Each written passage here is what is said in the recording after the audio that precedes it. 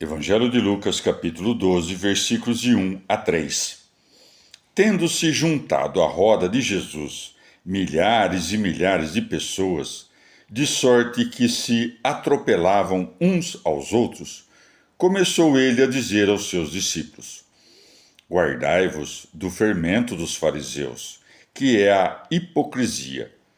Nada há oculto que não venha a descobrir-se, e nada há escondido que não venha a saber-se. Por isso, as coisas que dissestes nas trevas serão ouvidas às claras, e o que falastes ao ouvido no gabinete será apregoado sobre os telhados. Palavra da salvação. Comentários. Lucas 12, de 1 a 3. São Gregório Magno. Os fariseus eram trapaceiros.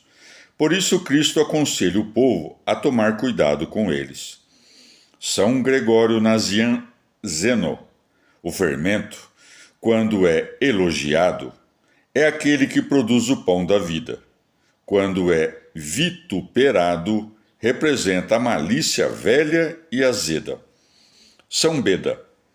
Pois assim como um pouco só de fermento estraga toda a massa da farinha, 1 Coríntios 5,6, do mesmo modo a dissimulação rouba a alma toda sinceridade e verdade na prática das virtudes. Ou ainda, quer dizer que tudo o que os apóstolos tenham dito ou passado nas trevas da perseguição ou do cárcere, agora que a igreja resplandece por toda a terra, é anunciado publicamente pela leitura dos seus atos. Ao dizer, será apregoado sobre os telhados. Fala em conformidade com o costume da província da Palestina, onde soem os cidadãos morar sobre os tetos. É que os tetos naquela região não se erguem em altas cumeeiras, como os nossos, mas fazem uma figura perfeitamente plana. Por isso diz que se pregará nos tetos, isto é, se há de falar nas claras a todos os ouvintes. Santo Ambrósio.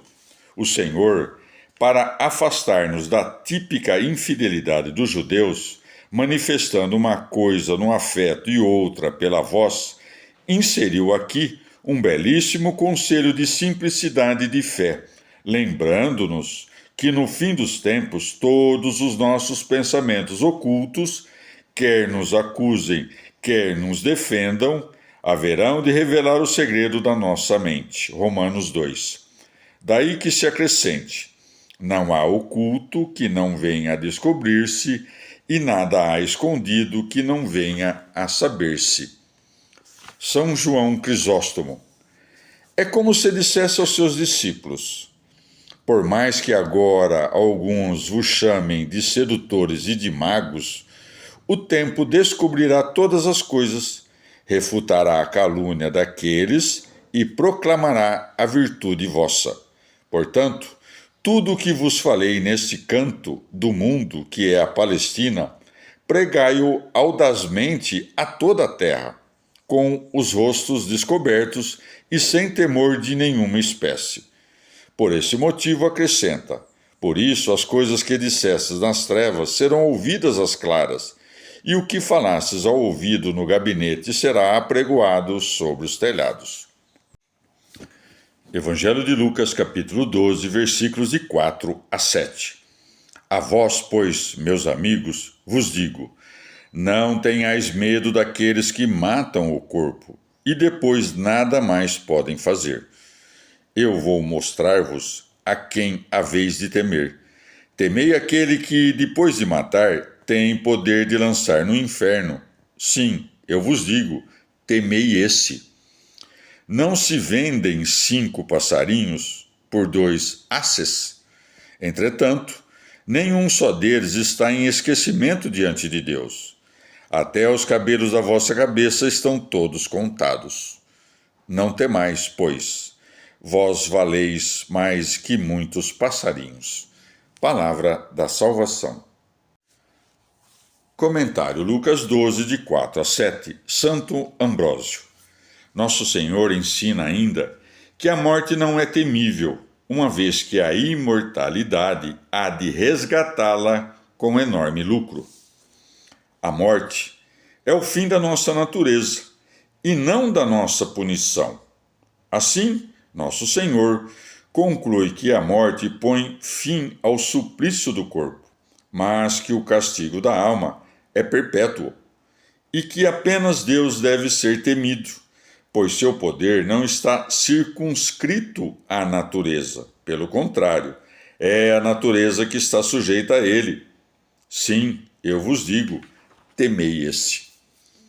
O Senhor havia pouco inspirara o amor à simplicidade, erguera a braveza de espírito, apenas a fé cambaleava.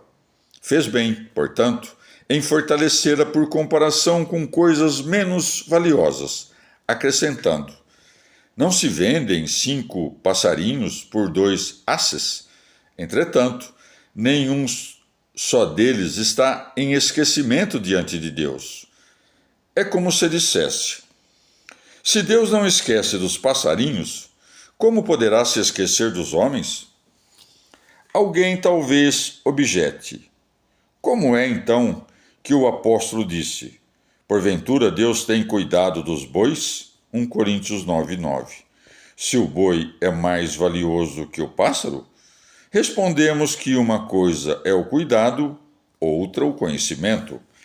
Ou ainda, o bom pássaro é aquele a quem a natureza deu a faculdade de voar.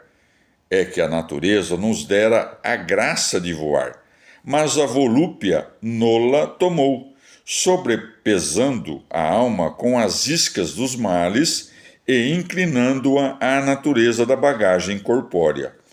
Portanto, os 5 sentidos do corpo, caso busquem o alimento da terra imundície, já não podem voar de volta aos frutos das obras celestiais. É mau, pois, o pássaro que perdeu a prática de voar por causa da corrupção terrena.